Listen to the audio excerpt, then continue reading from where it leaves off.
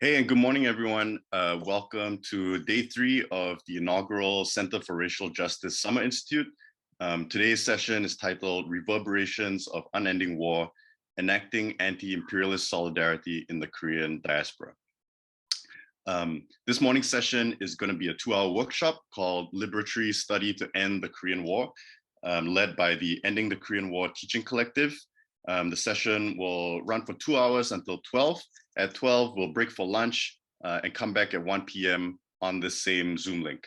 During that break, everyone should feel free to log off and log back on at 1. Otherwise, we'll put you back in the waiting room that you just came from.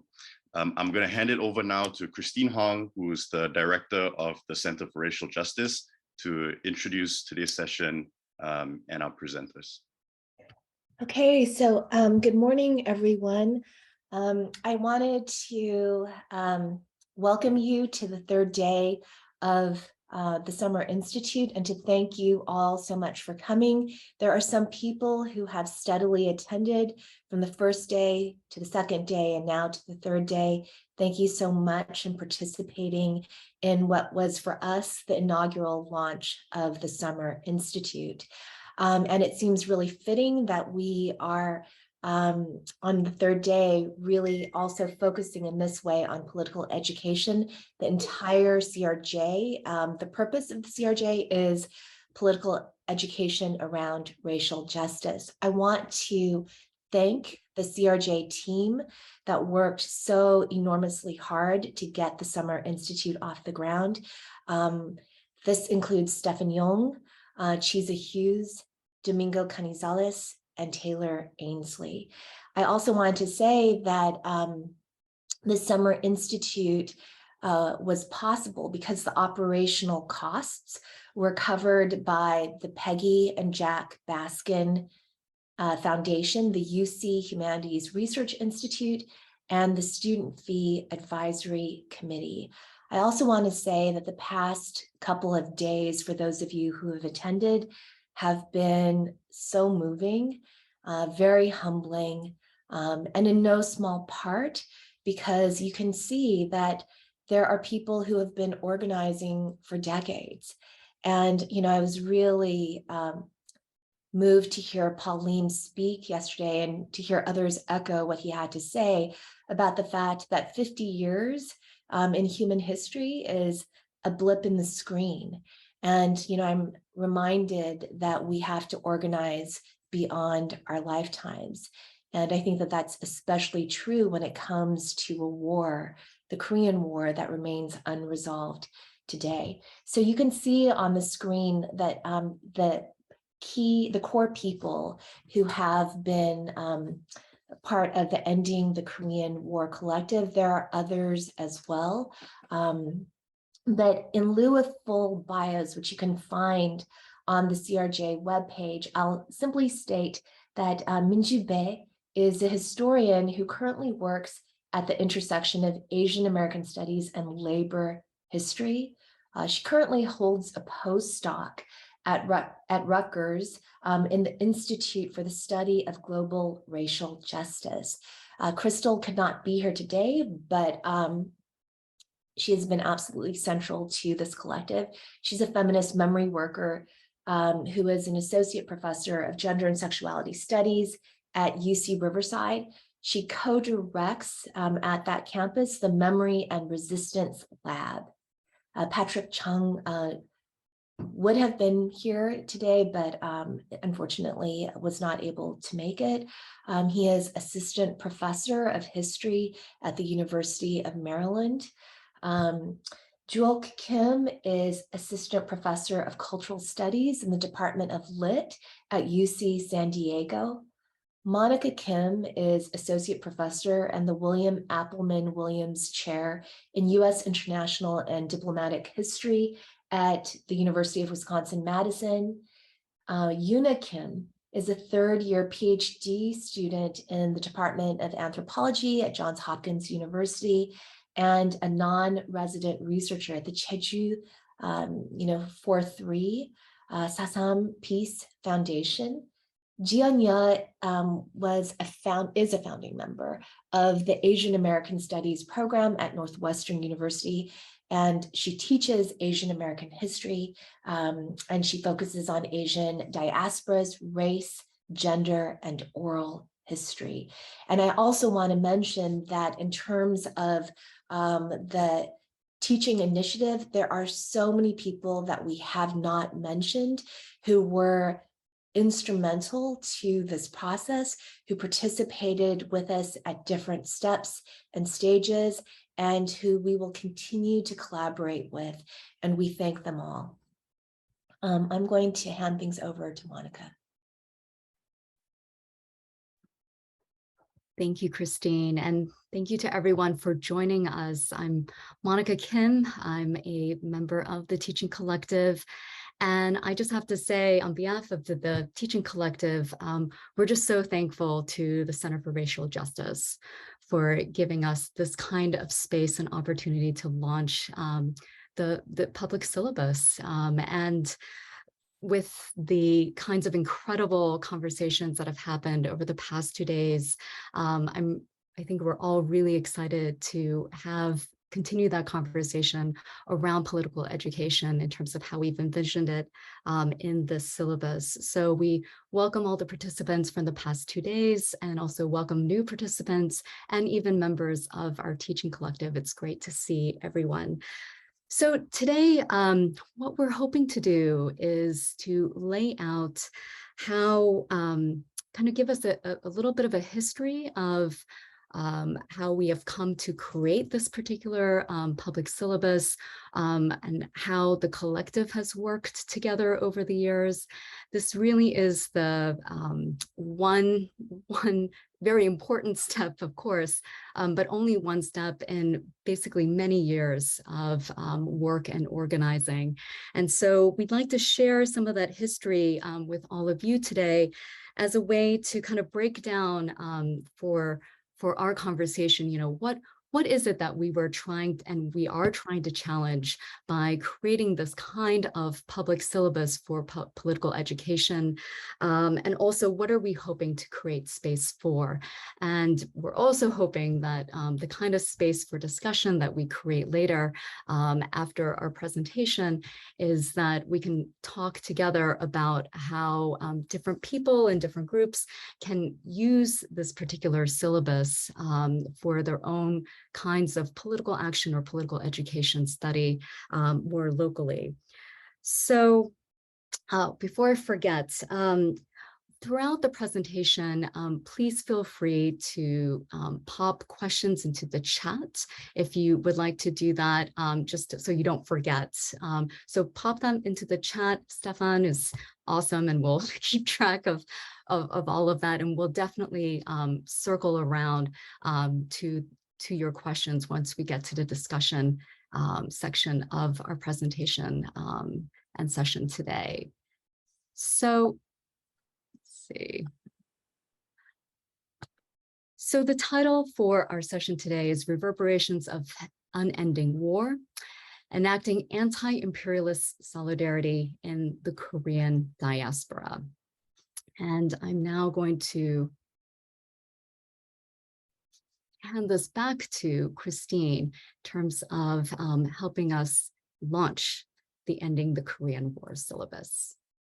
So, this is our launch event, and, this is a process in terms of conversations, in terms of, visioning work, in terms of collaborations, and many, many events along the way. It's been about 3 years, and I wanted to say that this is the launch of the Ending the Korean War syllabus, and this is a project that will continue indefinitely into the future. It is not time marked at all, and the reason why is we are teaching this. We're going to teach the Korean War in order to end it, however long it takes. And so this is our commitment. And I want to say that this syllabus definitely takes inspiration from a recent spate, a really remarkable spate of online collectively authored syllabi.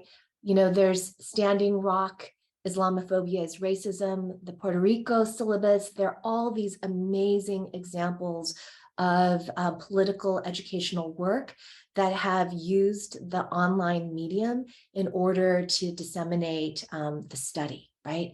And our syllabus, and with this launch, it is our aim to spark a set of conversations both within, but definitely beyond academic spaces that contest quietist or complicit approaches to the profound violence and the harm of the ongoing Korean War.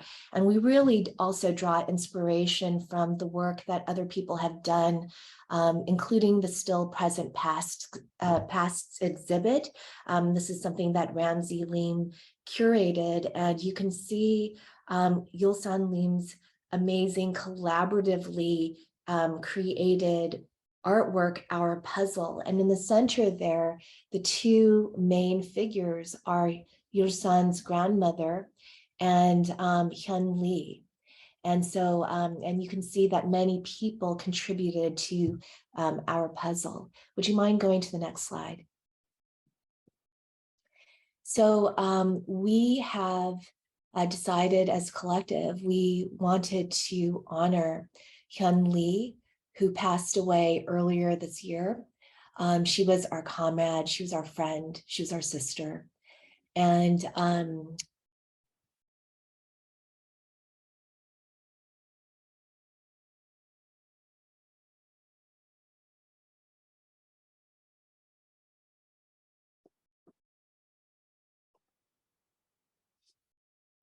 to acknowledge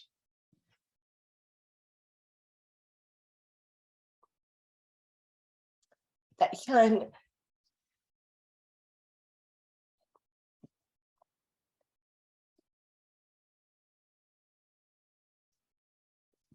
was someone that we organized with and was absolutely instrumental to getting this initiative off the ground. And when we started out with this and we had conversations with Hyun, she asked, why? You know, like, why do you want to do this? What's the purpose? And Hyun was never about the kind of glamorous side of things. She was always about, what's the purpose? What will this achieve? And the conversations that we had with her were not only that education had to be part of what we do, especially organizing within the belly of the beast, in terms of shifting consciousness and the possibility of action on the unending Korean War, but also that the university had played a role. You know, the university was part of the military industrial academic complex and has played a complicitous role in the ongoing violence of the Korean War. And so the university is not just the site of education where we shift the way that the Korean War is taught, but also the university is an object and a target of our organizing. And it was with that that Hyun said to me, she said, okay, I'm on board. And she was instrumental to helping us get resolutions off the ground. And earlier this year, before she passed away, she wrote something to a comrade about a comrade who had passed away from cancer. And she herself also passed away after fighting breast cancer. And she said something, and we want to read this in honor of her. So we're turning her own words back to her. Dongji, thank you for your radiance and humility while here on earth. We who remain have much to do to fulfill your dream, our dream of peace, democracy, and reunification. Go freely now.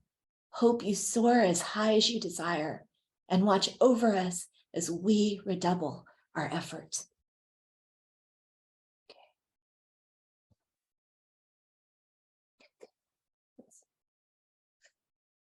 Monica? So,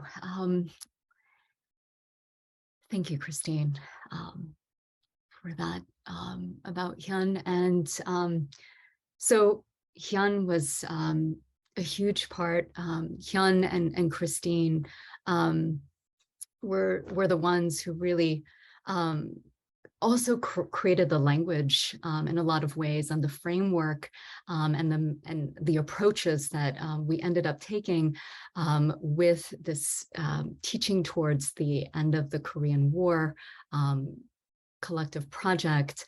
And that was also building on a previous initiative that Christine and I were a part of, and also Tian, who is a founding member of ASK. So it was the Alliance of Scholars Concerned About Korea, which was founded soon after 9/11.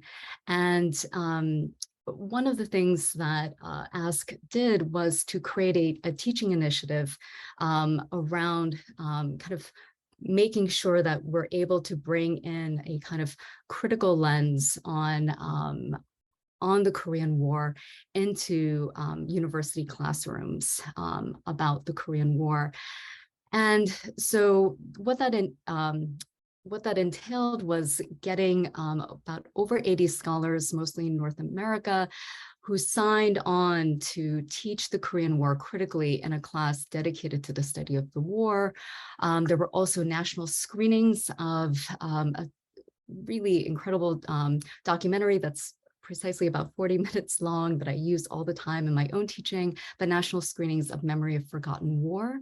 And we have people here today who were involved in creating that really important documentary film. Korea Peace Days on campuses and in communities, and also there were peace tours in South Korea. And Christine and I, we began talking later about, or actually, Christine, we were kind of talking during then, right, about kind of what we wanted, what's another way to make a much more sustained, right, kind of project that would go beyond, let's say, even a 3-year initiative, because it was also very clear that, this war is not going to be ending in 3 years, right? How do we create a kind of collective project that that moves along with how the war is not resolved in each iteration? So, Christine, do you want to talk a little bit about those limitations that we had discussed? I do, and I wanted to state that Memory of Forgotten War is also available in, it's roughly about 10 minutes long. There's a shorter version of this, and you can find that on the Move Films website, and that is on Deanne Leem's website. And so, in terms, and also like in terms of the peace tours in South Korea, you can see JT Takagi on the left-hand side participating in these. JT was absolutely instrumental as part of the Alliance of Scholars Concerned About Korea to launching those peace tours. And so, the prior teaching initiative was time marked, 2010 to 2013. And that in a way reproduced the 50-year periodization of the Korean War that assigns a kind of neat starting point and an ending point. But so much of the work, the research, the organizing around the Korean War has troubled precisely that periodization. So we had to ask ourselves, why are we as a group of scholars and activists reproducing that kind of periodization? And so we decided that we were going to, in our launching of a new teaching initiative, to draw a lesson from that past experience, and we were not going to time mark it. And the other thing that happened that was striking to us is many of us who were junior feminist and critical race scholars who did so much of the heavy lifting. I'll note that Monica was a graduate student at that time. Despite that fact, the framing of the initiative was largely a critical Asian studies framework, even though we insisted on Asian American studies, on critical ethnic studies as being absolutely essential to the work that was being done. But the framing was still largely critical Asian studies. And the conversations that took place, even though there are collaborations with communities for the Korea Peace Days, it still occurred largely in university spaces and at academic conferences. And most crucially, there was no collective sustained project between and among the scholars who were centrally involved in this. And so it's for that reason that as we started to reanimate the conversation, that we thought, how do we want to do this? And this conversation is now several years old. And we decided that what we want to do, among other things, is that we wanted to create a syllabus.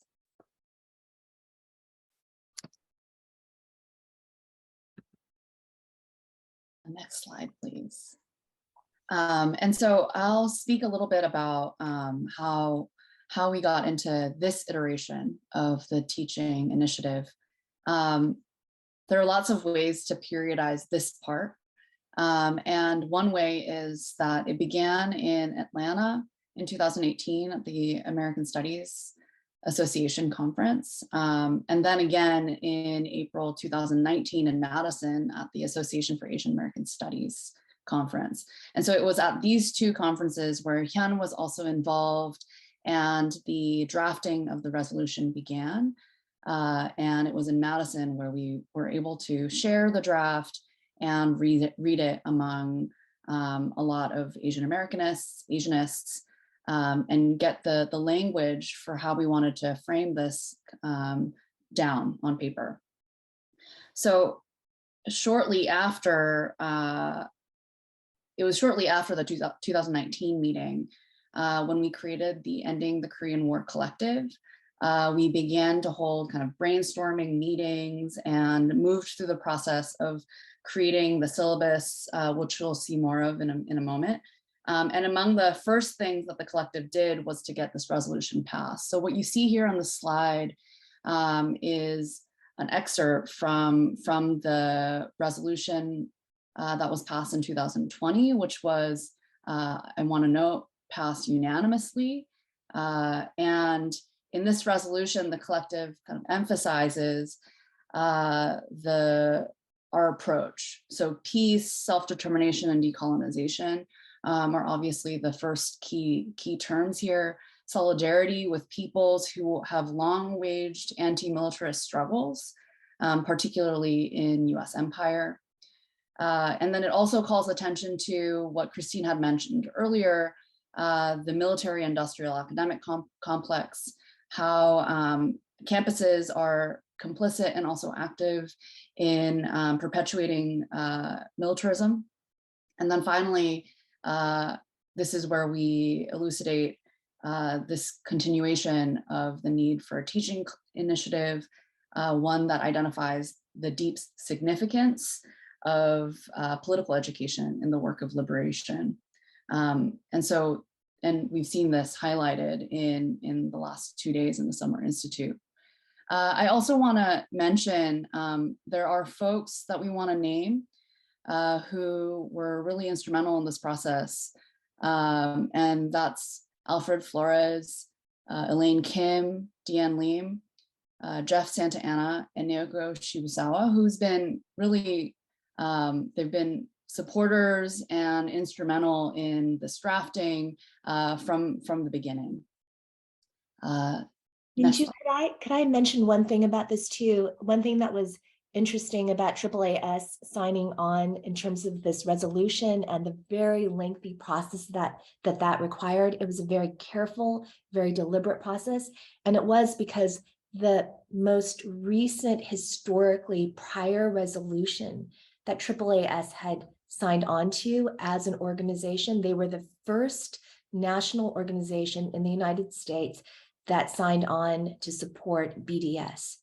And because of the fallout from that, the process was extraordinarily, it was deliberate and careful before with that one, but it was just, we were very, very mindful that this was the next resolution that passed after that one. Thanks, Christine, for mentioning that. This next slide is actually another resolution, which we were able to pass in 2021. The Executive Committee of the American Studies Association, which is an academic organization that many of us are a part of, they also unanimously voted to support the resolution calling for the decolonizing peace and formal end to the Korean War. And so we were also called to organize a freedom course through the ASA, which is one of these unique opportunities to engage and conduct political education with members and also beyond. And so please stay tuned. We're in the process of creating one of these freedom courses. And in the aftermath of getting this resolution passed, in a press release, I want to just quote what Krystal Beck had stated. Krystal Beck is another one of the core collective members. She said, quote, "Many of us who are a part of this teaching initiative are Korean diasporic scholars and also belong to activist, cultural, and community organizing spaces. So we understood how critically important it is that this initiative reaches and is used by a large audience." And she continues, "The teaching initiative is designed for those who already teach the Korean War, as well as those who are interested in exploring vital connections between seemingly disconnected spaces, communities, and geographies," end quote. And so all the while we had sort of several large and small meetings, next slide please, to brainstorm content and write text and have interdisciplinary conversations, trying to make these connections and to determine the necessary and generative materials that will then allow us to teach to end the Korean War. And so this was kind of one of those incredible learning processes for us. And from my standpoint, it was the merging of brilliant minds, people I admire, with a keen eye towards liberatory political education. And so with kind of political education in mind as a vision to end the Korean War, this is the introductory text to the overall syllabus. And I just want to read this for emphasis and clarity. And so the kind of beginning here is, it is the time to end the Korean War. Right? We challenged the assumption that the Korean War was merely a 3-year event, beginning in 1950 and ending with the armistice in 1953. The ongoing movement to end the Korean War requires more than a policy-oriented resolution. Over the past 70 years, the Korean War has become a naturalized status quo, and this unending war undergirds the continuing US imperial configurations of state-centric power through militarism, capitalism, and culture in the East Asian region, the United States, and the globe. And then we elucidate how urgent this is. And then to continue, next slide, please. And of course, our kind of broad aim here is to study the Korean War in order to end it.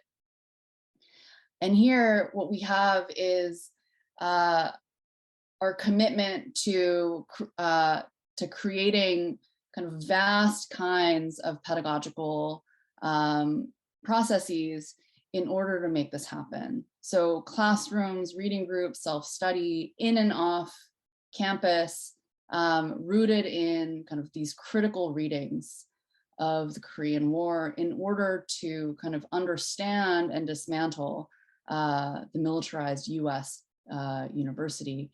And so this is our kind of ongoing teaching initiative. Next slide. And then here, just re-emphasizing what Christine said earlier as well, that this work is a work of solidarity. It's about how the Korean War does not solely affect the Korean Peninsula, and that the movement has not always been only about Korea. And so we work in solidarity with various struggles against US empire, and just kind of naming again some of these syllabi that have been published recently. The Islamophobia is Racism syllabus, the Standing Rock syllabus, the Puerto Rico syllabus, the Sanctuary syllabus. We're working kind of in conversation with these syllabi in order to really kind of emphasize the solidaristic work that we're also trying to do in ending the Korean War. Next slide. And turning it over to Yuna.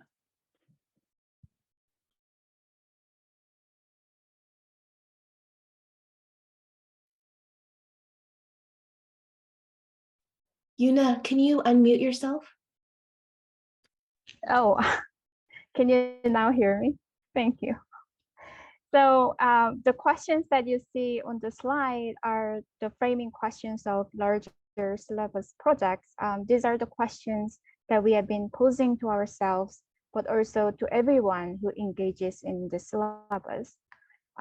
So we ask, what must decolonizing and deimperializing and to the Korean War look like? How do we challenge the assumptions that the Korean War was merely a 3-year event? What are the impacts of the Korean War beyond the Korean Peninsula? Just to give you a background for this question, for example, in case of Jeju Island, where I'm from, the war exists in militarization, a naval base in Gangjeong, and a possible airport base in the Seongsan area through the construction of the second airport on the island. Unfortunately, most people in the US or the mainland Korea are not aware of these issues. For the first question, we have how do we build solidarity with other struggles against the US empire and violence across the globe? So to echo the question, there is a group called Inter-Island Solidarity for Peace, which connects activists and citizens from Jeju, Okinawa, Hawaii, and the Philippines, and also other islands in the world, to think about the local and international solidarity against the US imperialism. They are based on Jeju and are active offline and online. You can find them on Facebook or through newsletters that they issue based on the issues from Gangjeong. Next slide, please. Over 3 years, we have developed the modules with a larger Ending the Korean War collective. And these are the modules that you see on the slide. Let me read them out for each of them. Reverberations of the Korean War, Revisiting the Origins of the Korean War, Race and the Korean War, Anti-Communism, Christianity, State Power and Imperialism, Militarized Atrocities, Geographies of Militarization, Pedagogies of Culture, Multi-Scholar Solidarity and Resistance. Out of these exciting modules, we're focused on the reverberations of the Korean War today. It is our intention to roll out the different modules on a regular basis over the next year and a half. Please go to the KPI website for the rollout information. Next slide, please. Okay, so in terms of reverberations of unending war, this framing, we wanted to begin not with the question of origins. We didn't want to begin with the question that preoccupied Korean studies throughout the Cold War, which was, a kind of fraught debate about who started the Korean War. And, Monica will speak about this more in just a moment. So what we really wanted to do was to critically demonstrate and to dwell upon what it means that the Korean War is not over. And so this particular module, beginning with this, enables us to begin by thinking against the Korean War as a past event, and by exploring the ongoing deep structural impact of this counter-revolutionary war on the social, political, and economic dimensions of people's everyday lives, not only on the intensely militarized Korean Peninsula, but also within the diaspora, as well as within the larger Asia and Pacific region. And so one of the things that we note is that if the key debate during the Cold War in Korean studies was on the war's origins, Our focus, by contrast, on reverberations shifts focus to what we might call the ends or the consequences, the lived effects of unending counter-revolutionary war. And so this particular module asks us to understand, so many people like, US veterans groups have long called for the war to be, they frame it as the forgotten war in order to call attention to their own service. But what do we forget when we don't acknowledge, when we don't recall the Korean War and what it truly was? And what was it truly? Well, it actually established the national security state. It gave rise to the military-industrial complex. It also vastly expanded what Chalmers Johnson called an empire of US military bases around the world. And it also had a profound impact on knowledge production within the US Academy. So these are all things that we wanted to emphasize. And so that's one aspect of this reverberations module. But on the other hand, by focusing on the war's reverberation into the present, and especially attending to the ways in which war persists in ways that are not readily identified as war, we wanted to highlight diaspora, kinship, memory, as arenas that are all deeply imprinted by imperialist war violence. We wanted to trace the ways in which hyper-militarization and partition are intimate in their lived effects, impacting multiple generations, and this is across geographies that are entangled in US military empire. And so among different topics that we are focused on, those include repercussions of peninsular division to the racist violence of militarized sexual labor. And here we maintain that you can't understand the Atlanta massacres if you don't understand that the war is not over. And also ideological battles over how to memorialize wartime violence. These are all aspects that Reverberations considers. And what we're doing is we're thinking about the war, not just on global, vast geopolitical scales, but we're thinking about the war structurally also on intimate terrain. Okay, Monica? Thanks, Christine. So I'm going to build off of what Christine's just laid out in terms of reverberations and talk about, basically I've distilled this into kind of three sort of dominant ways of talking or teaching about the Korean War, especially within the US. And what do these kinds of stories about the war strategically and purposely prevent us from imagining a radical peace and to an end to the war? And also, I would say each of these three distillations that I'm laying out for you, I think of many of you will be familiar with, each of these three kind of stories of the war, let's say, are also stories about race. These are also stories about racializing Asians and racializing Cold War geopolitics.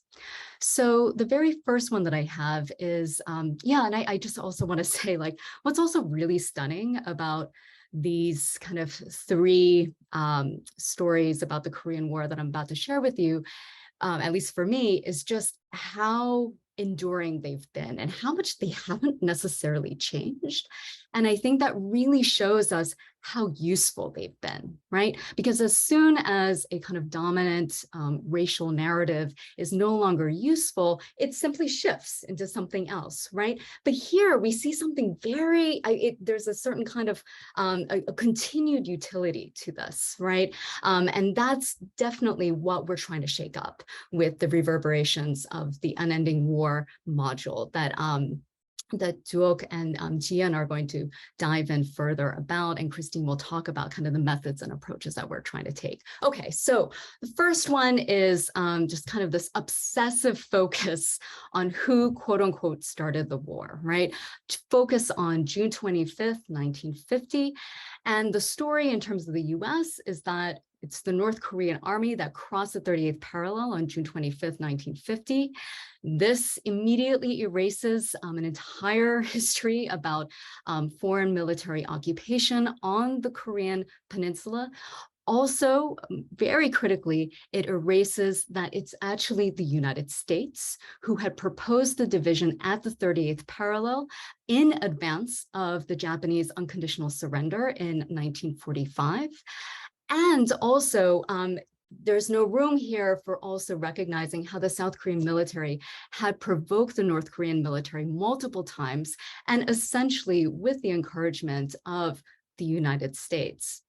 So what does this do? So this essentially makes a permanent enemy out of North Korea, which is very useful for the United States, because if North Korea is the continued enemy, then it becomes justification for the kind of regional and also Asia-Pacific military buildup for the United States. I would also say for the South Korean state, making a permanent enemy of North Korea has also been very useful. What's interesting is that, so here I have the memorial in Seoul, where you have the division portrayed by this kind of jagged fissure in the earth, let's say, right, which kind of naturalizes the 30th parallel in a way. But also, this particular memorial shows South Korea as the big brother to North Korea being the little brother.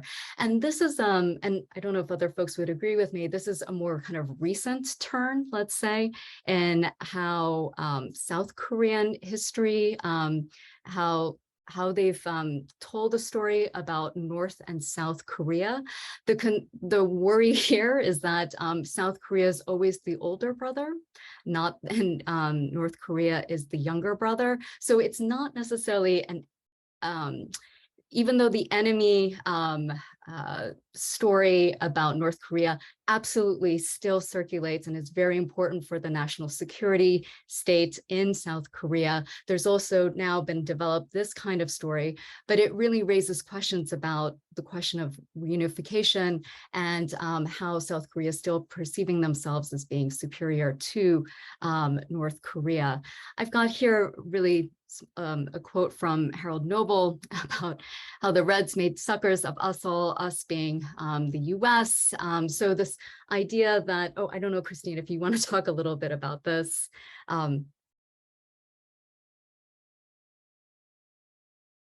It's, you know, Harold Noble, if you could call the missionary children on the Korean Peninsula Korea hands, and many of these Korea hands were absolutely complicit in the drive to war and provided critical intel on the Korean Peninsula as well. Harold Noble among them. He was part of Seungmin Rhee, who was a US-backed puppet that was installed in South Korea. He was part of the sort of informal cabinet, and, you know, basically published this piece that offers an early version of the kind of demonizing casus belli narrative that North Korea started the war, that South Korea was the innocent ally of the United States that needed to be rescued through the heroic sacrifice of the United States,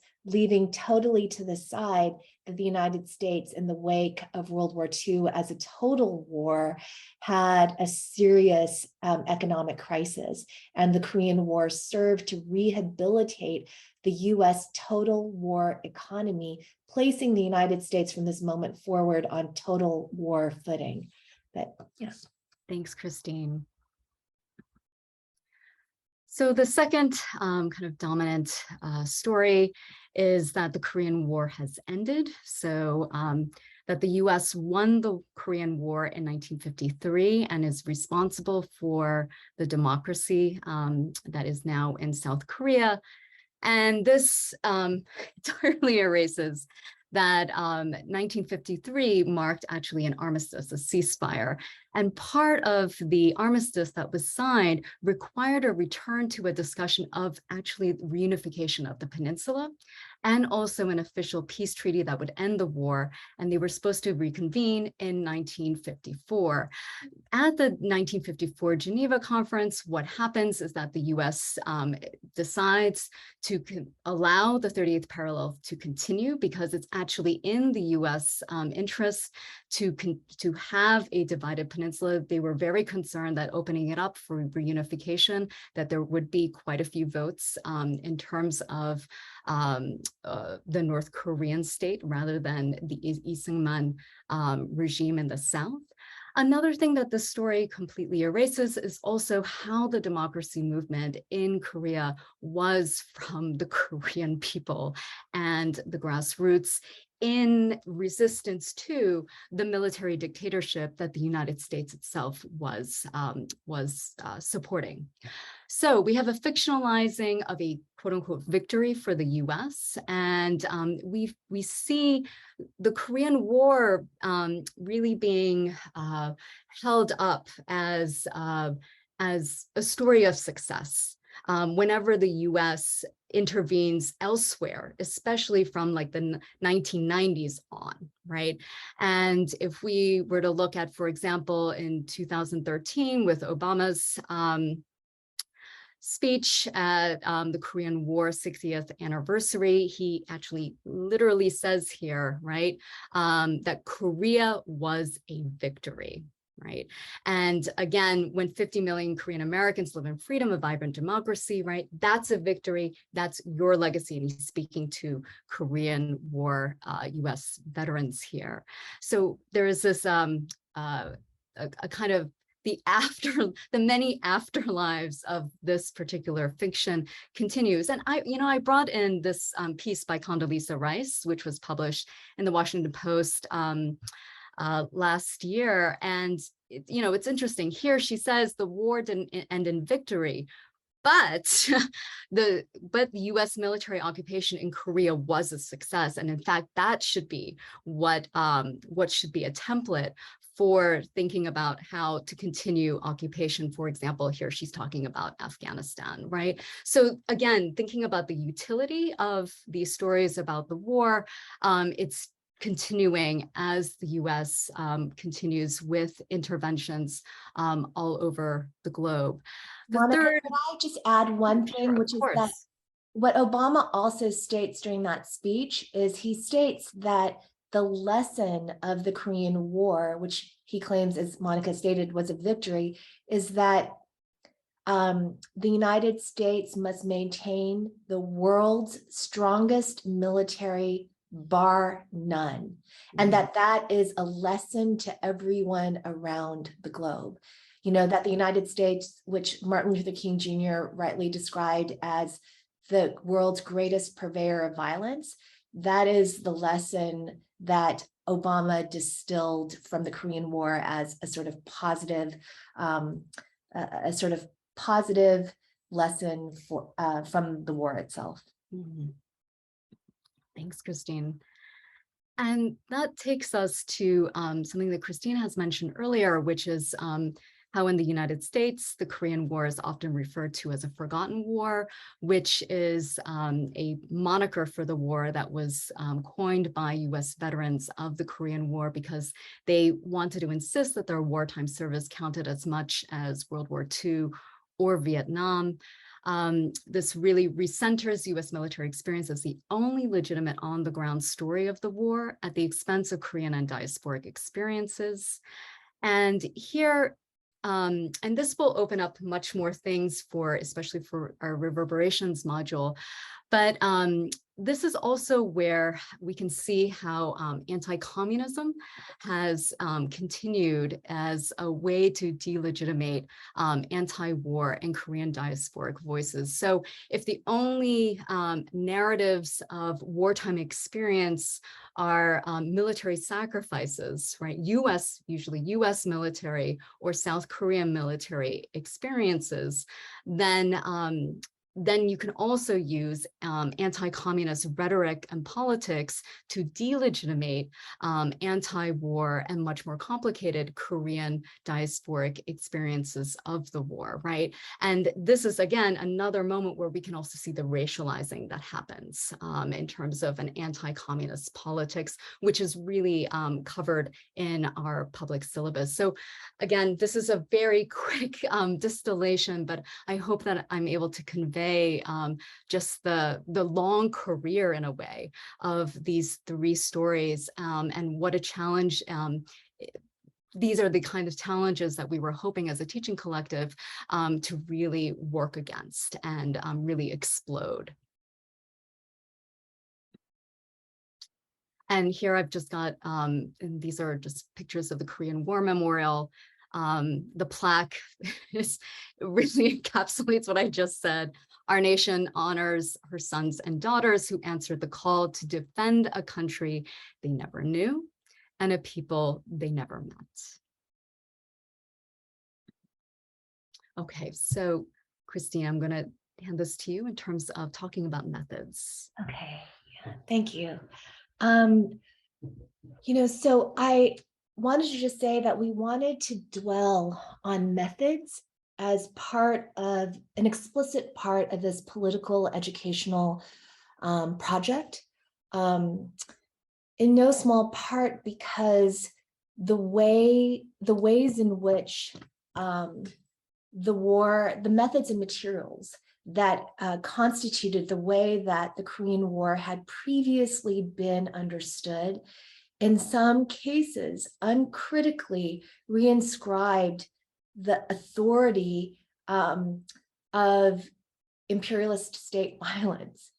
And so, it really felt as though it was incumbent on us to think about different ways of approaching the Korean War and understanding the archive in ways that it hadn't previously been understood. Would you mind going to the next slide? So I just wanted to quote from Frantz Fanon, who basically stated that there's a pretty stark difference between the way education is carried out in the colonial periphery. It's just brutal, it's the policeman and the soldier exert brute force versus the way that education is carried out in the belly of the beast when you are in the heartland of empire. And what he states is in capitalist countries, there's a multitude of moral counselors, moral teachers, counselors, who separate the exploited from those in power, and basically calls out education as bewildering. The function of education is to bewilder. And I think that the way that we hear the Korean War officially discussed, by Obama and others, the way that it is taught, not entirely, but historically has led to obfuscation, confusion, a lack of knowing, right? To draw on Monica's last point, that sort of enshrined, the United States in its own memorial to the Korean War says that, if you wouldn't mind just briefly going back to the previous slide, basically for sons and daughters, veterans, who, to honor them, and for veterans who defended a country, it's not that they didn't know, they never knew, and a people they never met. It's sort of enshrining not knowing as the MO of the American people, right? I mean, it's pretty honest in that respect. Would you mind going forward? So just back to the Fanon, basically against the bewildering function of education around the Korean War in the United States, we wanted to provide criticality and clarification. Okay. And so it seemed really, I just want to give a sort of brief overview, a snapshot. I realize that this is more caricaturish than like really in depth, but I think that the larger points hold. This lacks nuance, so please, I realize people can critique this, feel free to do so. Just realize that I'm painting in broad brush strokes. So you could say that there's different historical phases and that describe the ways in which the Korean War has been understood, framed, and mobilized as narrative. And in the first instance, which assigned all blame to North Korea for supposedly intervening, like the 38th parallel was not in the first instance meant to be, as Monica was saying, an international border.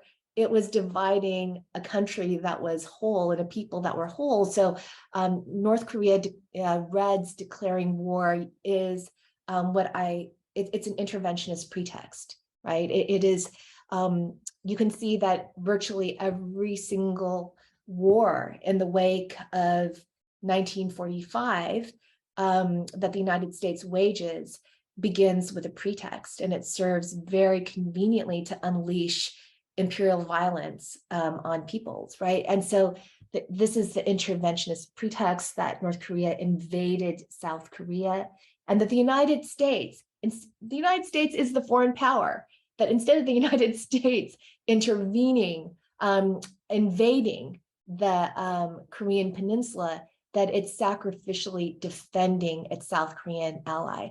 When you have no interest, or like when you are not defending your own border, for example, the United States, et cetera, and you actually invade another country, that is considered the highest crime of war. And that is a war of aggression. And a war of aggression legally is understood as more severe than genocide.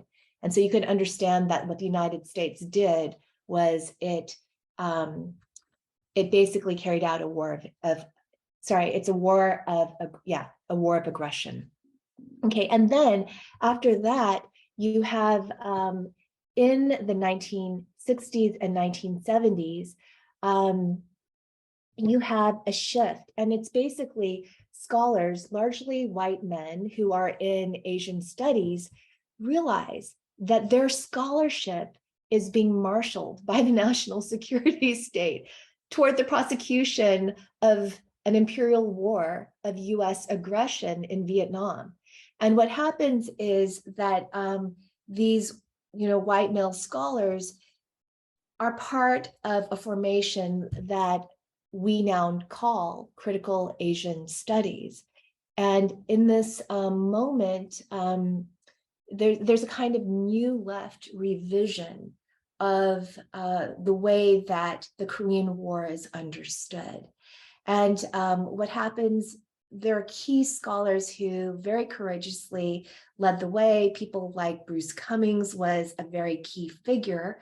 And his tackling the question of origins and demonstrating that there was a history of colonialism, that all the sort of complications that Monica was speaking about that assigns all blame to North Korea, we can really thank people like Bruce Cummings for paving the way in terms of that scholarship. There are also Korean scholars who are doing some of this work, but by and large, there's a new left revisionism that was carried out by white male Asian studies scholars. It was cartoonishly described by William Stuck in a very famous or infamous early 1970s article as Cold War revisionism. And he wrote, some scholars even go so far as to place almost exclusive blame on the United States. The origins of this aggressive American policy are identified as an always expanding capitalist economy. And so this is a kind of snapshot account of the revisionist take on the Korean War. And then when the Cold War supposedly ends, it never ends on the Korean Peninsula, which remains divided to this day. When the Cold War supposedly ends, globally, what happens is there is a remarkable thawing of historiography all throughout Asia. There is to borrow from Kwan-Sing Chen, the Taiwanese theorist and scholar, he says that Asia becomes the method. And he doesn't use the term decolonize, he uses the term decolonize, but in addition to decolonize, he comes up with this term de-Cold Warring, and he uses it as a verb. And he says that there is a de-Cold War turning away from a fixation on the United States to a sort of focus from within Asia itself. And he says, and in fact, he was the editor-in-chief, and I think remains so, of Inter-Asia Cultural Studies. So there's this focus on all of these repressed histories that could not surface because of Cold War anti-communism and the US military stranglehold throughout Asia. And in this moment, there's an assumption that the United States, not only will Asia leave the United States for Asia, but that the United States is going to leave Asia militarily, that it will remove its armed forces from Asia itself. That doesn't happen. And so this is a testimonial decade, and a lot of Asian survivor as well as Asian perpetrator testimony surfaces. And you could see Kim Dong-chun has an article that, the title of which emblematizes, I think, this kind of moment of Korean War historiography. And then, during, in the wake of 9/11, when George Bush nominates North Korea as part of the axis of evil, and North Korea is placed once again, in the crosshairs of the US war machine. And there's the emergence of an entire North Korean human rights industry that is aimed at regime change and collapse in North Korea. There is there is an approach that draws on New Left revisionism, that draws on Asia as method, but that is grounded in critical ethnic studies and Korean diaspora studies. And this is both an interdisciplinary as well as an undisciplined, a refusal to be disciplined by the disciplines approach to the Korean War. And it's notably multi-scalar, global structural, geopolitical, as well as intimate, right? And it's an intersectional structural critique and organizing approach to permanent war that's centered in liberatory movements, a teaching of the war to end it. And so we were thinking also about materials and methods, what materials do we use? What authority inheres in those materials? What are the methods that we use?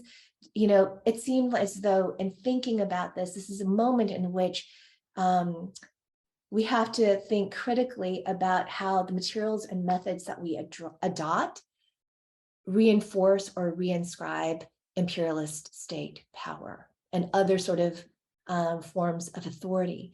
And so with regard to the interventionist pretext, the dominant way in which the Korean War was understood throughout the Cold War, the principal source of understanding the Korean War was through US government documents. And the method, I would call it psychological warfare. It's just that is the sort of form of that kind of scholarship. With New Left revisionism, there is a reliance on US government documents. In fact, scholars like Bruce Cummings went to the National Archives and looked at the sort of trove of documents that were captured, for example, when the United States occupied North Korea in late 1950, but approached those materials critically. And also included as part of this archive were Asian socialist materials, a serious accord given to Asian socialism. And the mode of this sort of method was critical, and it was in some cases anti-imperialist, although not always. In terms of Asia's method, there was a reliance in terms of materials on Asian testimony, the excavation of mass graves, kind of anthropological, sociological approaches were also used, and also a focus on select government documents. And the method was de-Cold War, let those voices and histories surface that had been repressed by a kind of US system of anti-communism throughout the Asian region, East Asian region. And then the way that we are describing our own approach, critical ethnic studies and Korean diaspora studies, this is how we are sort of framing ourselves. We're open to conversation about these terms, but the materials include everyday archives, archives that are not easily recognized as such. We look at cultural production, and in terms of state documents, these are documents that are critically reimagined. We view our approach as decolonizing, as de-imperializing, as transnational, and intersectional. And I'm just reminded here of a conversation that Henry M. and I had with Kim Dong-chun in, I think it was like 2010, and the interview was published 2010, 2011. And we asked him about the Truth and Reconciliation Commission of South Korea and the very important work that it did in bringing a lot of the buried history of the Korean War to the surface. And we asked him about, I asked him about sexual violence and gendered violence as not just an aspect, but as a defining lens for understanding the violence of the Korean War. And he said that the TRCK did not ask the question about the campaign of sexual violence, of sexual terrorism that was waged by the United States in South Korea. And he said that that was a huge oversight on the part of the TRCK. By contrast, that is something that is central to our approach to the Korean War. Just wanted to give that example. Thank you, Christine. So I'm going to help transition us into the Reverberations module. And actually, Christine's really awesome breakdown of materials and methods is a really good starting point. In the teaching collective itself, it was basically 30 feminist scholars who are really working within critical ethnic studies and also critical Asian studies. And because of that, I think that we can see how, going from New Left revisionism, Asia as method, these are two different ways of thinking about, they're still very state-centric kinds of critiques, and they're very state-centered in terms of thinking about accountability, right? And kind of your implication in the war. Critical ethnic studies and Korean diasporic studies, and certainly the members of our teaching collective, really wanted to kind of explode, kind of just having a state-centric story about accountability and being implicated in this war, in terms of really asking, and Christine, I believe you're the one who had phrased this question, but how do we critique and capture a war when we see that war in unexpected ways, right? So it's kind of thinking about war and imperial violence, right, in the everyday. And I just wanted to then move us on that note to the key words that are kind of grounding the Reverberations module. So the everyday, permanent war, memory politics, intimacies of war, war by other means. So it's the sense that if we are really going to be moving towards envisioning and enacting a radical peace, right? We need a completely different frame, right, of thinking about the structures and impact and consequences of an irresolved war.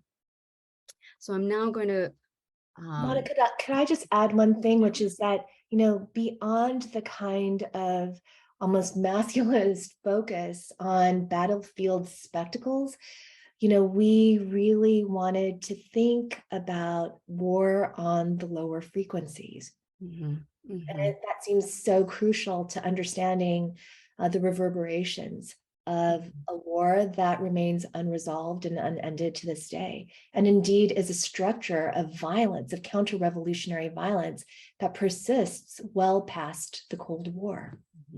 And I think that what Tian and Tuok are about to show us with the Reverberations module, and then one specific unit of that, is exactly what you were mentioning or talking about earlier, Christine, about the multi-scalar approach of critical ethnic studies and diasporic scholars, which is that really connecting what we see happening in terms of the geopolitical, not as an ideology, but as a violent structure, right? And how that is relating to the most intimate scales, right, of life. So I am going to stop my sharing in order to allow Tuok. All right. Bring us in. Thank you, Tuok. Thank you for the political education. Can everyone hear me and can you see the screen? Great, thank you. So this is, to anchor where you can find the one manifestation, what we're calling a manifestation of the Reverberations module. And the website here is the Korea Policy Institute. Stefan had dropped in the chat earlier the link to access the website itself. And they're graciously hosting the syllabus. And we also want to thank Kim for her extraordinary work in bringing a section of this together. Where you can find a link to the Reverberations module is under projects. If you click down, which is on the upper right corner, and it's the last segment here, Ending Korean War Teaching Collective. And this will direct you to, the introduction to, and I'll read this out loud, the online open access Ending the Korean War Teaching Collective syllabus as a political education platform serving as an anti-imperialist tool against permanent war. And you'll see to the right, one of the artworks by artist Jung Soo Min, which we can go into in more detail if we have time during discussion. But it is included also in the manifestation that we'll look at, which is available now. And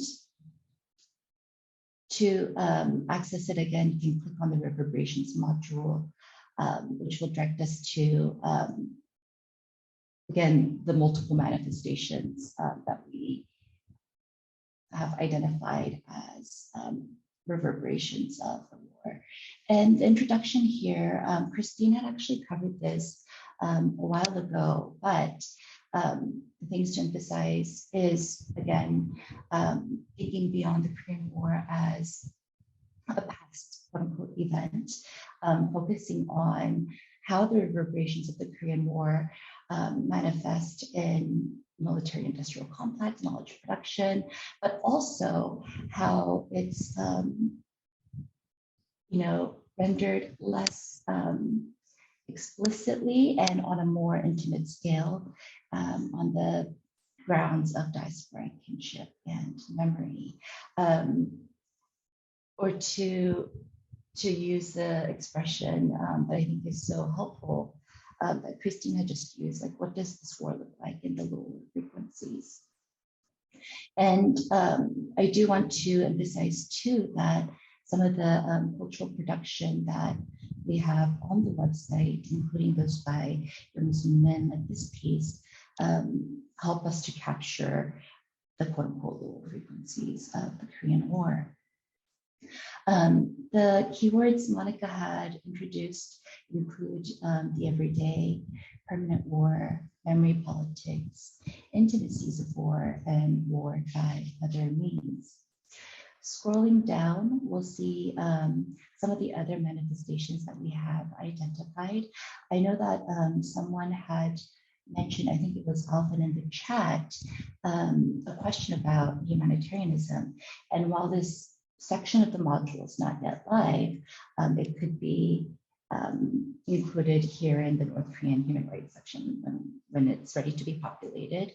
Some of the other manifestations also include, just to the left of the North Korean human rights, LA uprising and Saibu, environmental racism and degradation, regional militarization and nuclearization, division and partition, the Vietnam War, and ongoing US military occupation and war exercises, which was so wonderfully captured in Monica's explanation of, again, Obama's declaration of the Korean War as an ended victory, and Rice's opinion post comparing, again, Korean War and thinking about its ramifications through Afghanistan.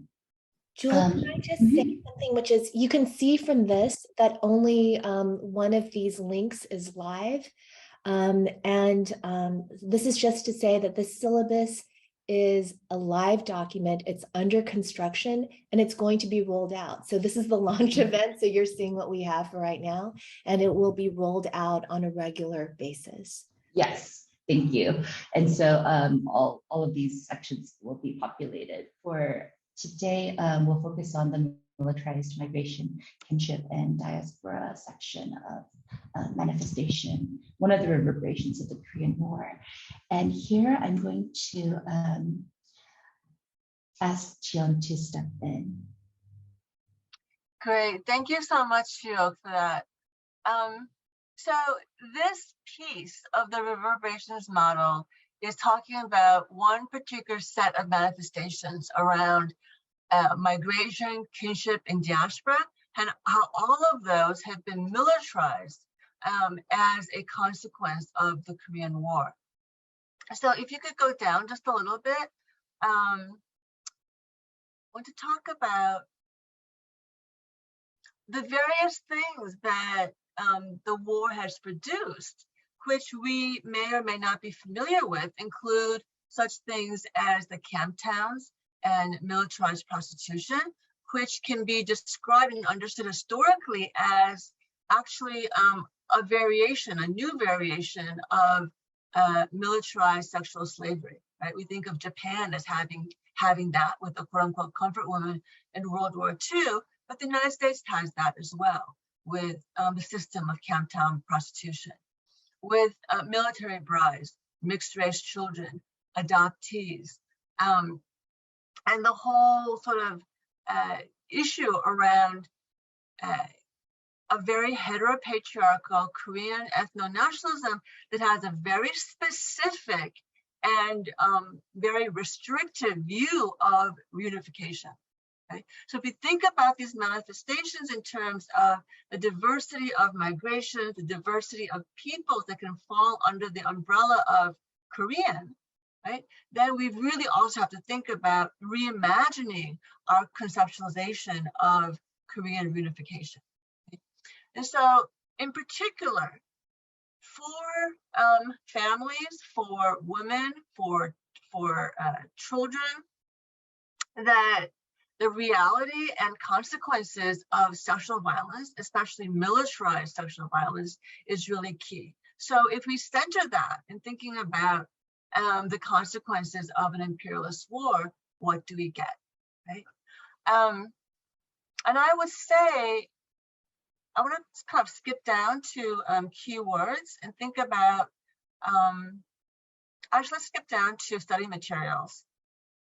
I want to pick out just one in particular, which is a recording of a webinar that was done earlier this year, I believe, right?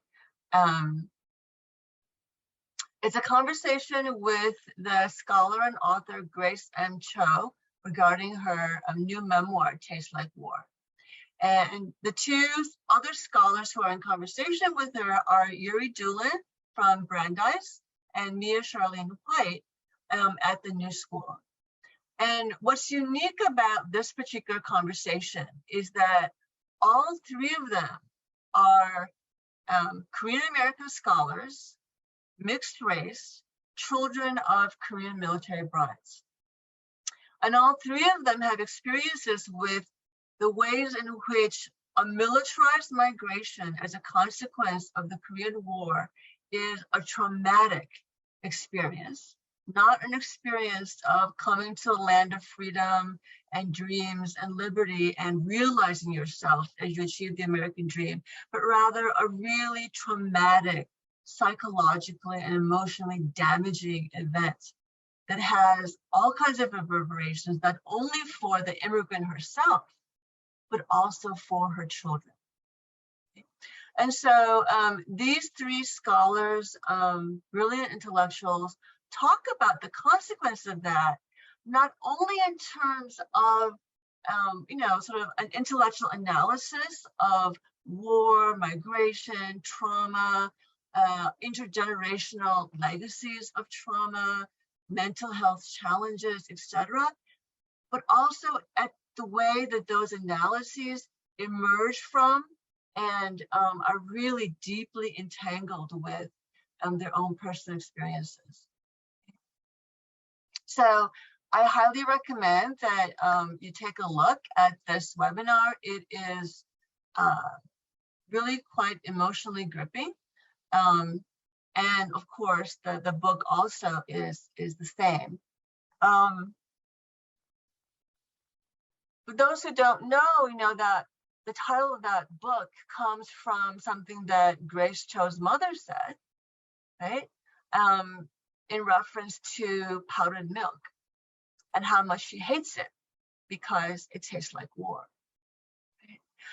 And that, of course, is a reference to the way in which the United States dumped its excess milk supply, a milk supply produced by giving excess surpluses, right, to dairy farmers. That created excess milk. That created a reason for the United States to dump it in the name of humanitarian aid on countries like Korea, where people don't eat powdered milk, right? So powdered milk was not a sustaining substance, but instead tastes like war. It was an insult, right? I also want to talk about, I'm going to put this in the chat, a different webinar that took place more than a year ago in the wake of the Atlanta spa murders. Okay? And this is a panel discussion that puts the Atlanta murders in a much longer history of anti-Asian and misogynist violence perpetrated not only by the US military, but also by civilians against Asian and Asian American women, most especially Korean and Korean American women. It talks about how the history of Korean American spas and massage parlors, their real and perceived links to sex work, really stems from the United States system of militarized prostitution in Korea. Okay.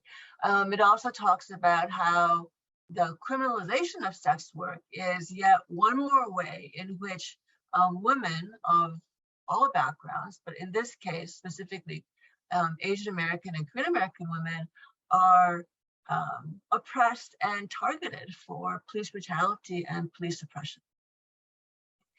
So these are the kinds of ways in which, a war that people think ended after 3 years and was a victory actually has all kinds of reverberations that show up in the news, around the corner for our homes, in our friends, our colleagues, people we don't really understand we think of them in a particular way, and yet it turns out that their histories, their personal experiences, their intellectual perspectives are all linked to these reverberations of the war. Thank you, Jian. I'd also like to point out, and Christine had mentioned this in the chat under study materials, the first article that we have here is The Kinship of Violence by Hosu Kim and Grace Cho. And, you know, Hosu is here right now, I believe as part of this workshop, this political education workshop. And this was a really significant vital piece in our theorization of this particular manifestation and truly reverberates across all of the entirety of the Syllabus project. You know, connecting to what Jian had just discussed in terms of the spa shootings in Atlanta, the other kind of unlikely, you know, what we might consider as a lower frequency impact of the war, connecting the Korean War to the US South can be found in Yuri Dulan's article here, Trans-Pacific Camp Downs, Korean Women, US Army Bases, and Military Prostitution in America. And finally, the other, you know, study material that I'd like to highlight very briefly is Young Soon Min's Defining Moments, from which the office for militarized migrations was drawn. So please do check out the site and you know, try the links to learn more and access additional information about the resources. Yeah. So I think, you know, we can wrap up this section of our presentation. I just want to remind everybody again that you know, more modules within, or more segments within this module, as well as more modules will be rolled out over the next months. And so this is very much an ongoing project. I also want to just point out that we, as a collective, we are really open to making presentations and doing events. So if anybody at your campuses or your community organizations or your activist organizations is interested in learning more about the Korean War and would like something specific, we are more than happy to you know, help you with that.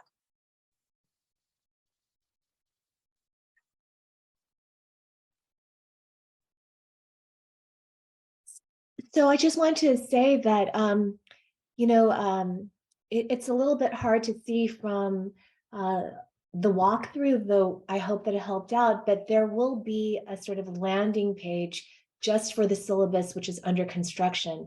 From that, you can go to each module as they are rolled out. And you can click on, you know, there's one module up there, and then when you click on the module, there are other elements within it. And when you go to that element, not only is there a section that has different types of works in different media, not only essays, but also, you know, all sorts of different kinds of media, but there's also a section with critical questions. So if you are doing this and you're trying to teach this in a formal educational setting, or you're doing this as a community group, or even just like a group of friends who want to work through some of this, you have questions here that you can use to prompt your discussion. And just to reiterate what Jian was saying, all of the people who are part of the Ending the Korean War teaching collective, we stand ready as a kind of speakers bureau to come. If you want to hold an event and have a discussion, one of us is willing, if it's over Zoom, to join you. And the other thing too, I just want to do a shout out, you know, the people who are part of this collective are amazing activist scholars, and you should check out the publications of people who are part of this collective, and people can come and walk you through their own books.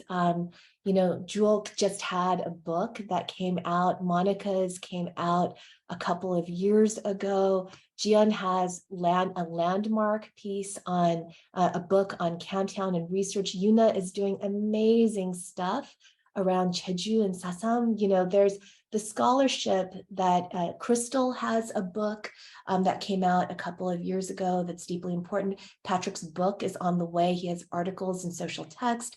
There are many people who are part of this collective, and we've listed, I think that there is the deeper dive section. I don't know if we can go to that. There's a section, deeper dive section as well. Maybe it's in the, Monica, are you able to share? It might be on the PowerPoint. In the PowerPoint. I think it's actually on the website, the study materials for further study. Materials, okay. Yeah, so there's deeper dive, and you can see that this, if you scroll down, there's just lots of longer works that you can look at if you're interested in doing so. And there's also something that we did not put on here, but it should actually be up here, but it's the Legacies of the Korean War website. And that is an archive of oral histories, Korean American testimonies about the Korean War. And that is a project that Deanne Borche-Lim, JT Takagi, Ramsey Lim, and I worked on a number of years ago. But the other point that I think that we would also make is we're rolling this syllabus out, and we hope on a regular basis, once the academic year begins in the fall, to have routine announcements about the rollout of the syllabus. And you know, if you can look to the KPI website, and we can also make announcements about it, since all of you who registered for this event, we have your email addresses. But if you would like to host, if you're part of an academic institution, if you would like to host one rollout event, please let us know. Yes, KPI is the main website for all of this. Please let us know, and we will work with you to organize a Zoom event with your institution for the rollout of one of the modules. And if you go back up to I don't know if the modules are listed here, are they? They are, right? I believe, oh no, they're not all listed, but the modules were in the slideshow, and you could see them. Yes, so we're going to be rolling out the different component parts, and feel free to reach out to us if you're interested in hosting us.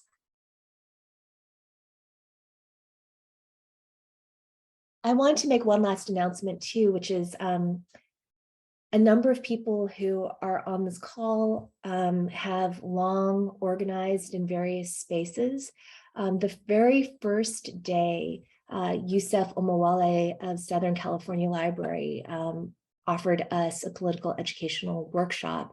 And the Southern California Library is a really interesting repository, and it's outside formal institutional spaces. And I just wanted to mention something that Yusef had meant to state but didn't get a chance to, which is that if anyone is interested in potentially donating papers or materials to the Southern California Library, the staff there are willing to work with you. Let's open things up to Q&A. If anyone has a question, feel free to place it in the chat, or to simply unmute yourself and, you know, feel free to speak.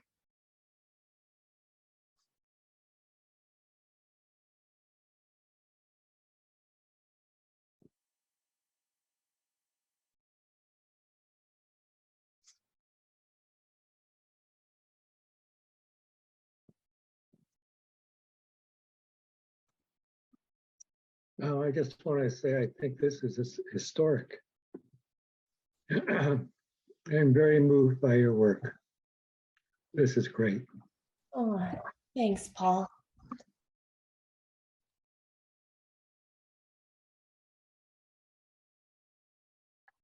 Yeah, I'd also encourage questions about the other modules of the syllabus as a whole. It doesn't have to be just about what we presented today.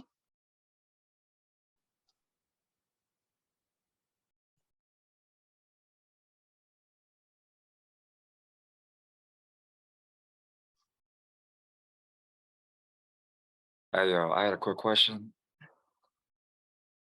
I'm a PhD student at UCR, and in the ethnic studies department. I had a quick question about, are you all working with any Korean organizations in Korea? Mm.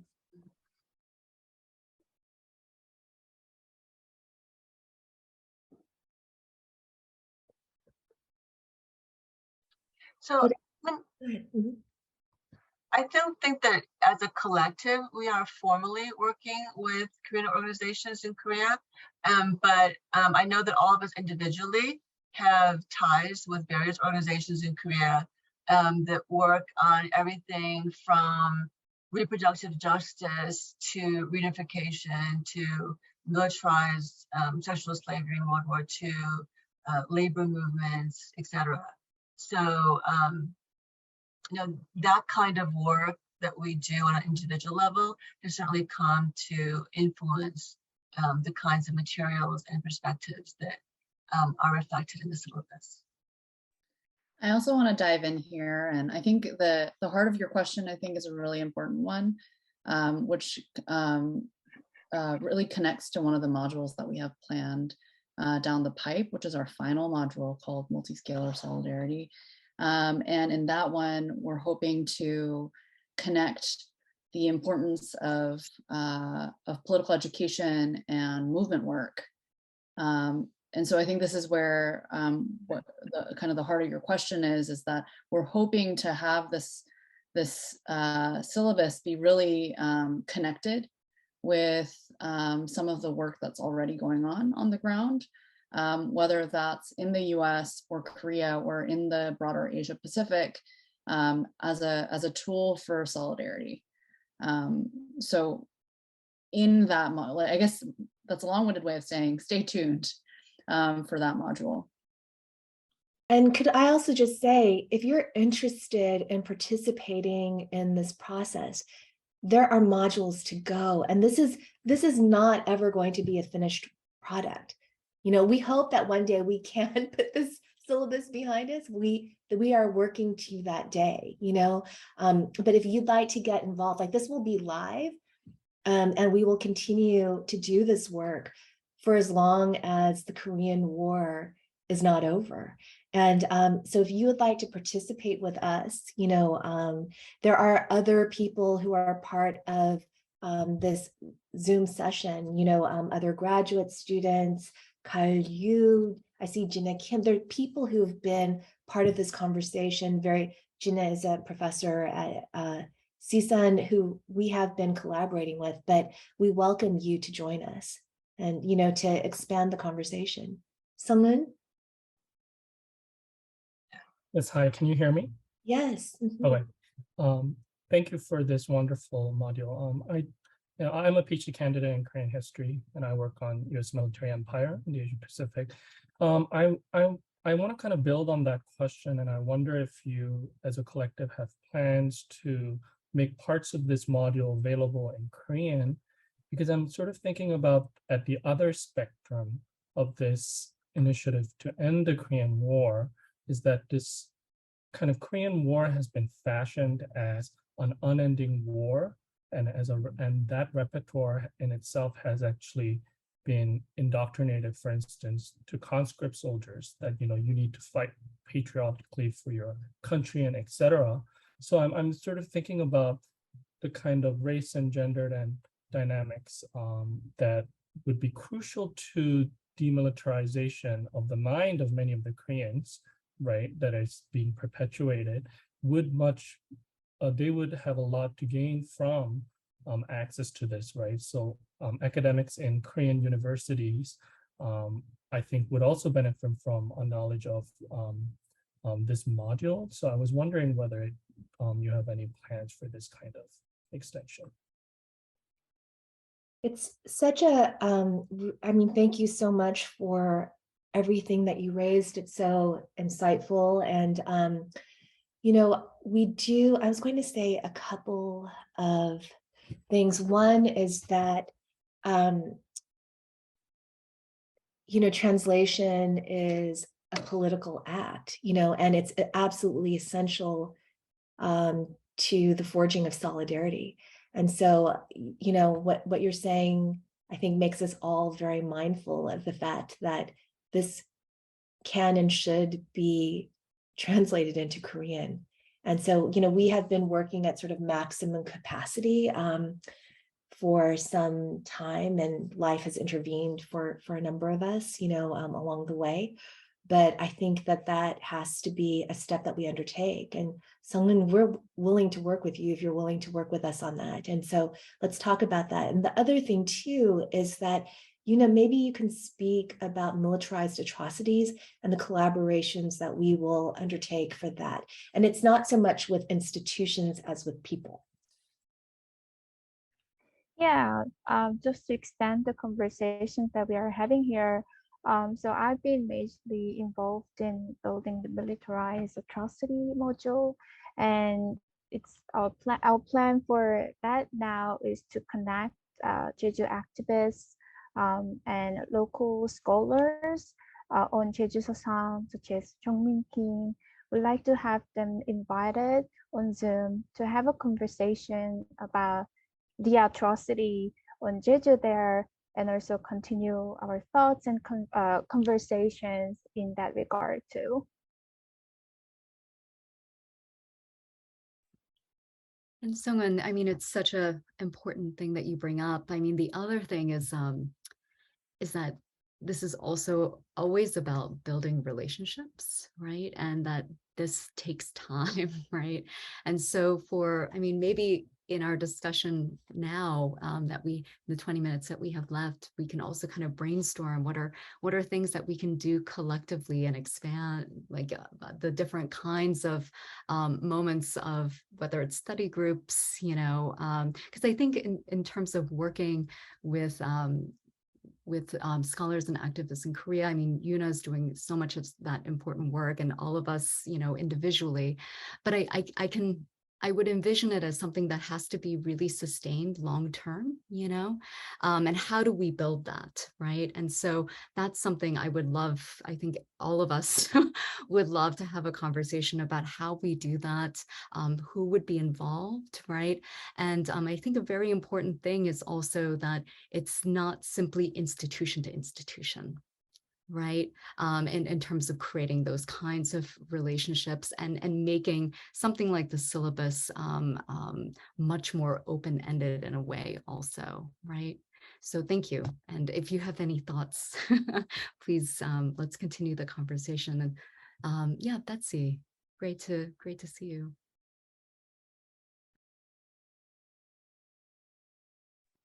Oh, I think somehow you are unmuted, but I'm not sure if we can hear you. How about now? Okay. So thanks for today's presentation. It's great to see everyone. I was wondering if there have been conversations about, I know, Christine, you mentioned that the syllabus is not time bound and it's ongoing. And so one thing that raises in me is the idea that should the Korean War be formally ended, I think the distortions of the Korean War and division will remain. And so, like, even once that hypothetical barrier, if we do manage to achieve it, that there will still be work to be done. And so I was wondering if there have been conversations about that, and also if there are parts of the modules that address how to achieve like a just end to the Korean War, as opposed to an end to the Korean War that's maybe powered by US militarism or those types of interests. Monica, do you want to address that, especially with an eye to our conversation this afternoon? Well, other members can chime in. I mean, That's it. So it's like it was like the driving force behind so many of our discussions, actually, right? Which is why our session with Juyan is about 학습 for a radical peace, right? So that an acknowledgement that an official quote unquote end or formal end to the war doesn't actually mean peace, right, on the peninsula or in the region, or that it can be a hyper-militarized, quote unquote, end to the war, right? So absolutely, I mean, that's something that we've been talking about throughout the past, ever since our conversations with Hyun, right? So in terms of the modules, I would say that that is the aim in a sense, right? Because we have to think about where, obviously, it's incredibly important to get at how geopolitical power works, right? So to have kind of state accountability and to be able to break that down. And yet, if we don't notice where war is, right, in its most everyday and mundane ways, then how can we actually transform how our own lives have been hyper-militarized, right? So, so each module in a lot of ways is about that, right? We're kind of directing our attention to how war has transformed people's lives and society and has become an everyday kind of structuring, right? On the other hand, we also want all of this to be able to be a way, how to say, I don't know what the experiences are of my my co-members, but I know that when I teach the Korean War and the way that power is structured in terms of US empire, it really seems to students like, well, what can we do? Right? What can we do in terms of ending the Korean War? Because it all seems like it's about executive power, basically, right? But that's the whole point, actually, of how U.S. empire works, is that to make you think that actually it's that the only person who could end the war is the head of state, right? So I think we're hoping with these kinds of modules, it's to help students actually feel more empowered in their everyday, right? In terms of, and again, rather than surrendering all political agency to the president of the United States or heads of state, right? To be actually realizing, oh, that whole story of how kind of power gets co-opted, that's actually all that, like, that's part of the story of the Korean War, right? So if we transform how we tell ourselves the story of the Korean War, how can that change how we think about political action and collective action, right? So anyways, that's my spiel, but I don't know if anybody else wants to chime in. Tian? I just wanted to address two of the questions in the chat. So Erica asked about kind of translating the language to something that's more accessible to just regular, people who are not professional academics. And that's a really good point. That is something that as a feature of our syllabus that we need to address. I'm not sure when we will be able to do that, but that is definitely on our radar, because it also relates to the fact that we very much want the syllabus to be used in community contexts and in contexts outside of colleges and universities, so high schools, local community study groups, activist organizations, peace organizations, churches, etc., your neighborhood social. Right. So, and because we want that to happen, we will be translating, I think, some of that language. But it's really only in those introductory blurbs that our language is so academic. And once you get into syllabus itself, it's much plainer. And the syllabus itself is really focused on the materials and the questions and sources and ways to look at the sources. And so it gets more accessible the deeper you go in other words. We're also not beginning, it's like we have we chose to begin with reverberations. So there's something about not sort of taking small steps to a larger point, but just starting with the fact that, okay, the war is not over.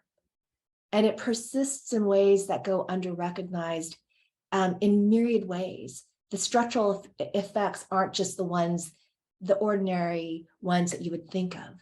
And so it sort of starts at a point that I think we made a very conscious decision to begin with reverberations. And so this is just to say that we hope, I mean, and this was also part of our discussion, to what degree, we can say that some of the language is academic, but there are organizers among us. And there are also people who we worked with who don't even have a toehold in the academy. And so one question was, where do you start from when, to go back to what Monica had in one of her slides, the sort of enshrined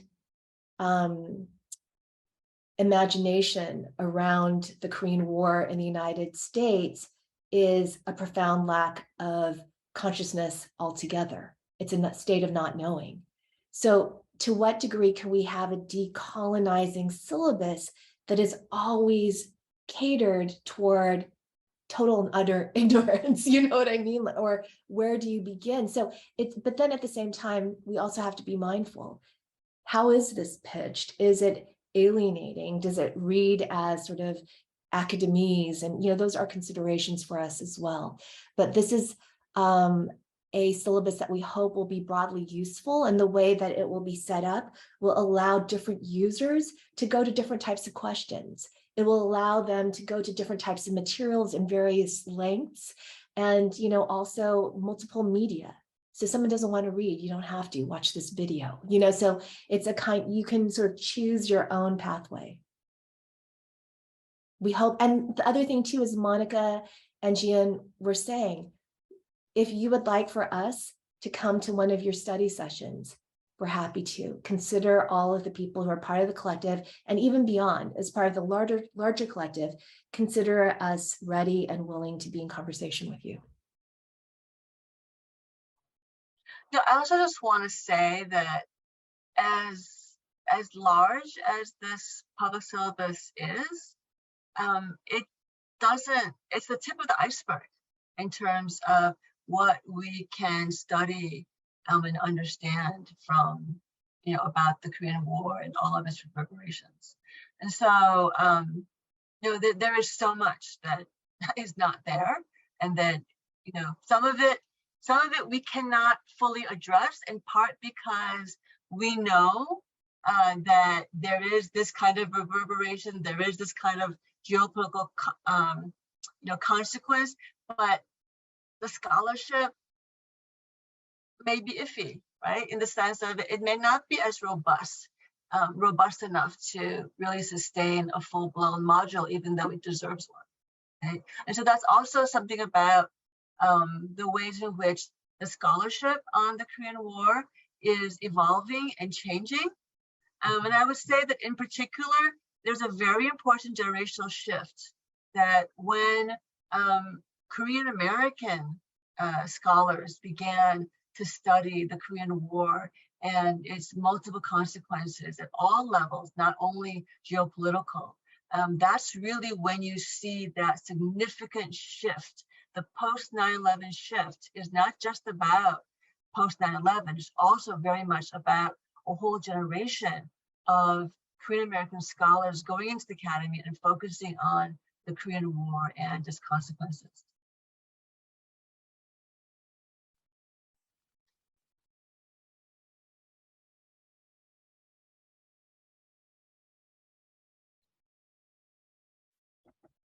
I think what we're excited about, oh, actually, go ahead, Amy. Hi, everyone. It's really great to see this coming to full fruition after all these years. I was at the Peace study group in 2013, where that you referenced, with Henry M. and a few other critical Asian studies scholars. And I also participated in the 3-year AXI teaching initiative, and it's been really exciting to see all the developments. I also really appreciate the focus on the Korean American scholarship now, especially with the critical ethnic studies turn and so forth. I just want to sort of think back when you sort of laid out the timeline, especially the last 2 sections where there seems to be something of a, because it was structured as a timeline, it seems like a temporal movement away from the critical Asian, the de-Cold War paradigm to this present one.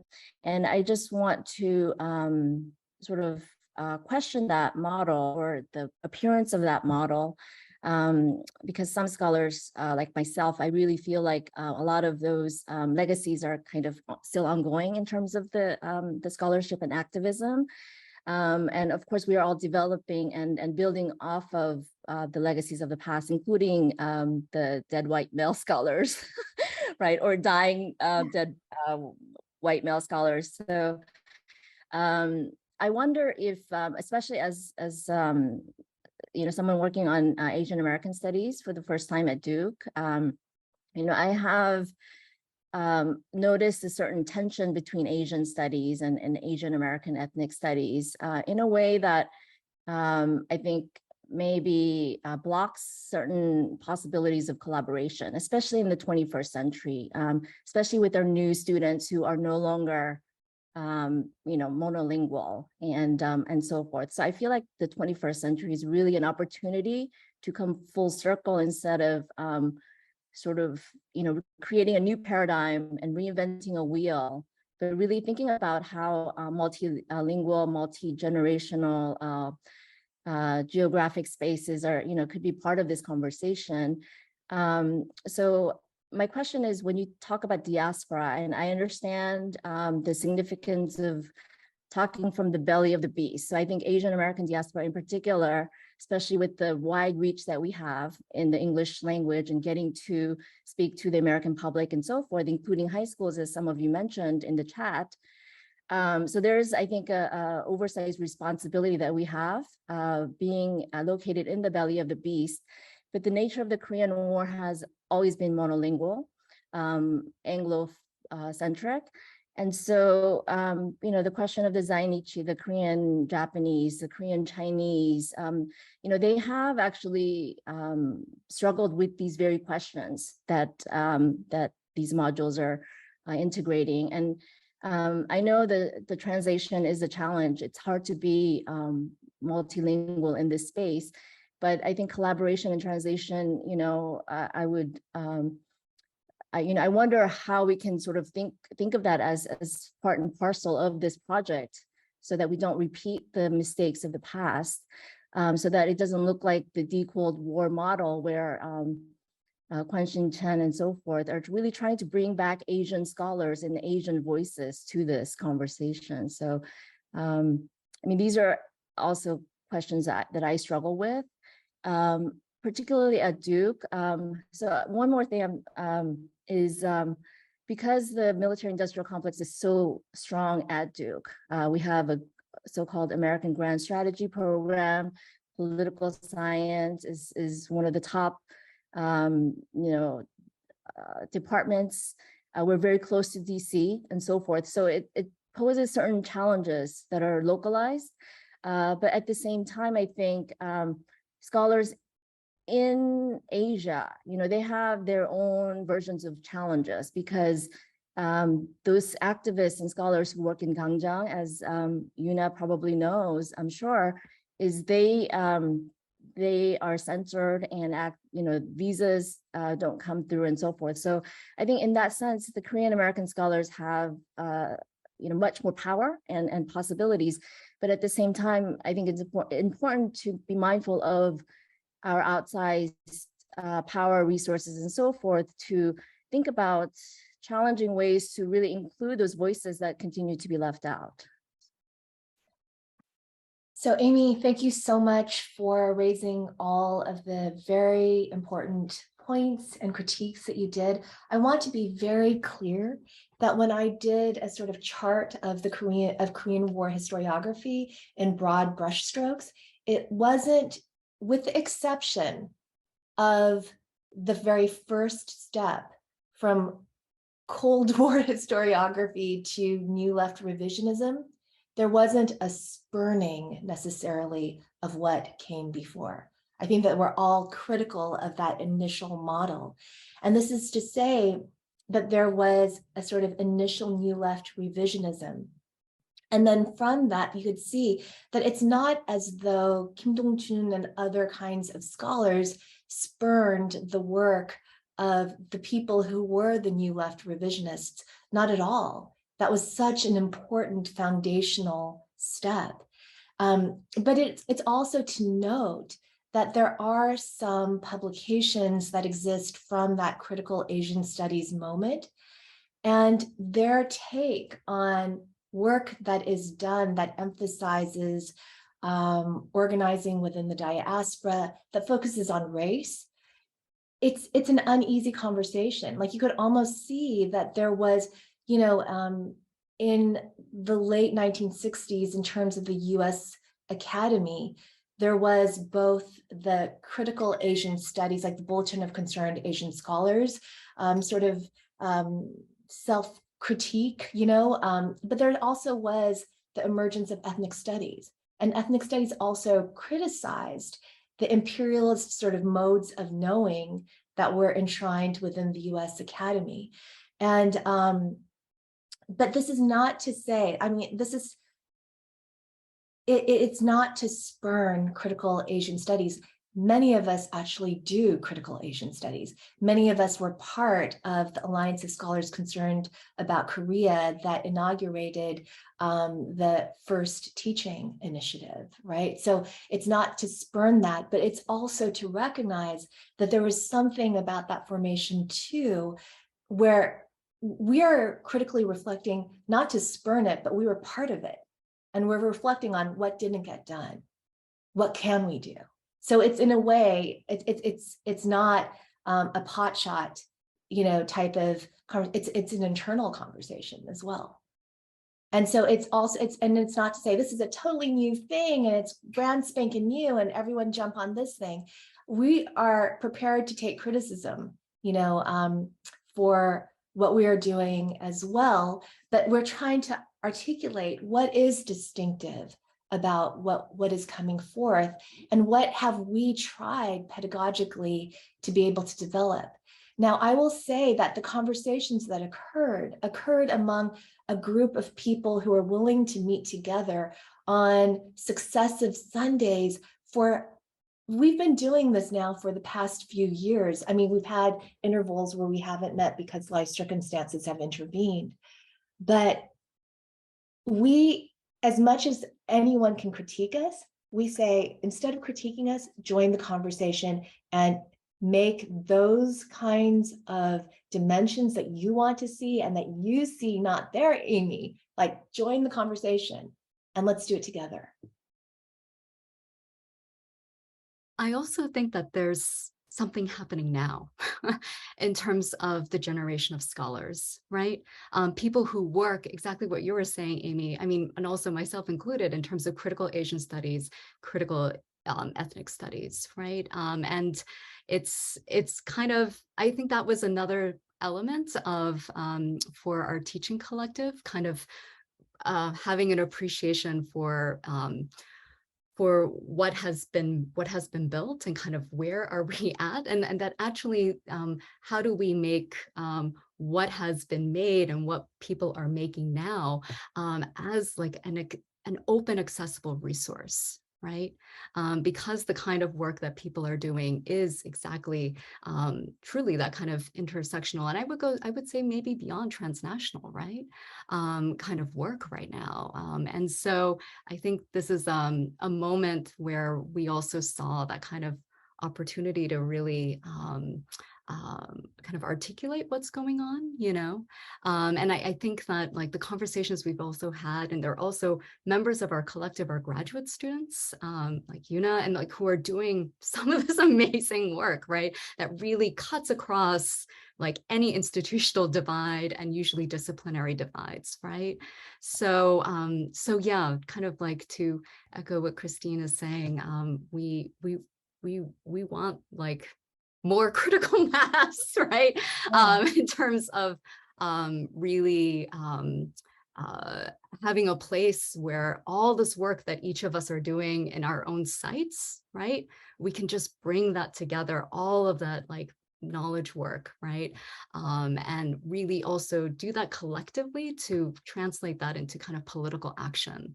I think that's the key thing, right? It's the connection to praxis, unabashedly so. And, you know, what I wanted to say too is that, you know, what part of this too is that, you know, this sort of, and I'll say one thing and then we'll wrap this up, but I wanted to say that with, you know, the Asia as method, you know, I'm sort of calling it the sort of Asia as method, turning away from the United States when the United States doesn't leave Asia militarily.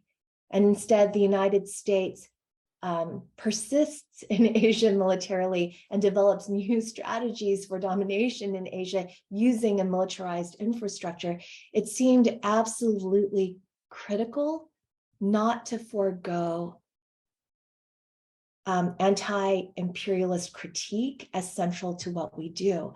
And so I totally understand your cautionary words about something that might sort of tilt toward monolingualism, something that might also sort of uncritically you know, center people who have institutional resources in the United States.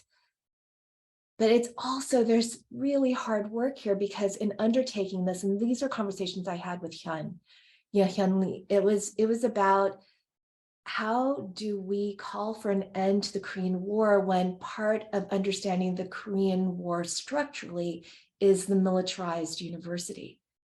And, you know, we were mindful that we were coming on the heels of the BDS resolution of AAAS. And one of the things that BDS did, you know, as a politics, was look at the entanglement of Israeli universities with the military-industrial complex. There has been no commensurate self-reflection or sustained movement in the United States. In fits and starts, there have been critiques about the militarization of the university, but it seemed as though what we're doing too is we are having conversations about the complicity of the US university with the imperial war machine. And insofar as that's the case, it's you can say, yes, we're in a position of privilege, but it's also in a position of risk. So, you know, we have later today, we are going to, you know, let's break for lunch, and we are going to reconvene. What you can do, and Stefan, please correct me if I'm wrong, is you can actually jump off and then rejoin later on. And we are going to keep this open, and we will just turn off our cameras, and we're going to, you know, turn off our audio as well, but we are going to keep the space open. And we really hope that you will join us. Jian is now in the house, and we hope that you will join us for a conversation in about 15 minutes time. Thank you so much, everyone, for joining us for our launch today. Okay, we'll see you soon.